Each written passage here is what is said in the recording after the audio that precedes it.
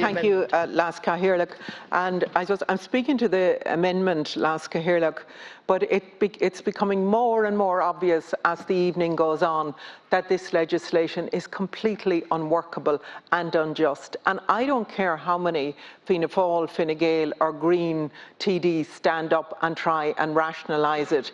And I take what the previous speaker, one of the previous government speakers said, well, it's not too much for me to show my pass at the door and I'll go in and get my seat.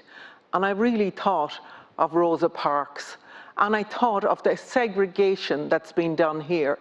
And to say that people are being treated differently, but they're not being discriminated against, is just plain wrong. Minister, this government will be known as the government of chaos and confusion, because it depends on any given day what minister, what TD stands up as to what they say. The TDs are, as I said earlier, they're in opposition in their constituencies and they're in government when they come to Dublin. Now it's time they made up their mind. Some of them even here this evening will be voting for what they're talking against in their constituencies. Those are the ones that haven't run for the hills so that they can go back and say, well, I didn't press the button, so it's not my fault. It is absolutely chaos. And I'll give you an example of it, Minister. This evening, Simon Harris, the Minister for Further and Higher Education, is saying that 10,000 English language students are to now go into do classes, in-person classes, right? 10,000. Now, these 10,000 people are mostly young people and young tutors. They are mostly unvaccinated, and obviously they're concerned about their safety. And there is no guidance whatsoever or no clarity.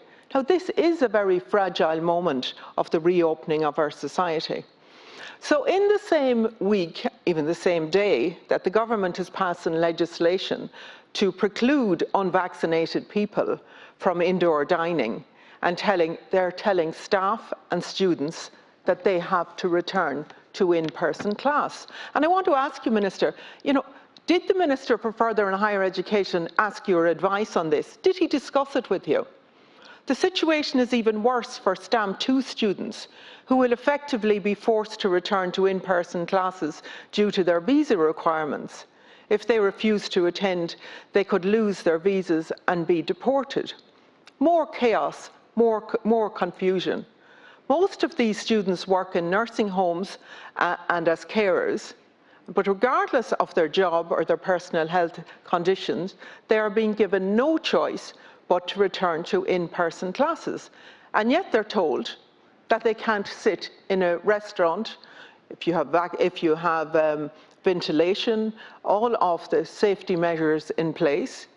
So I just want to know what's going on, and young people want to know what's going on. How come we have 10,000 students who are in this situation, and then we have others who aren't left in the door?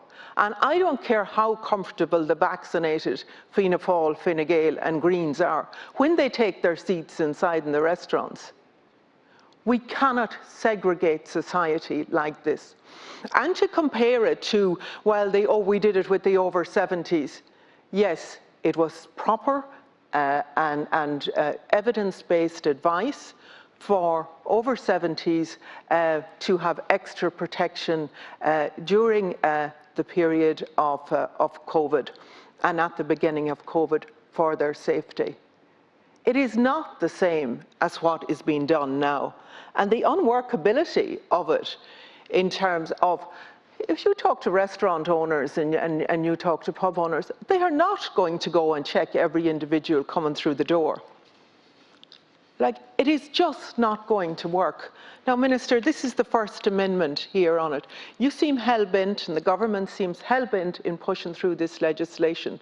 So no matter how much we in Sinn Féin and the opposition try to make you see sense around this legislation, it seems like that you're going to plough ahead with it. But one of the earlier speakers said, can you come up honestly and tell us, are you going to accept any of these amendments whatsoever? to try and undo some of the damage that I believe that you are about to do tonight. Gormagat.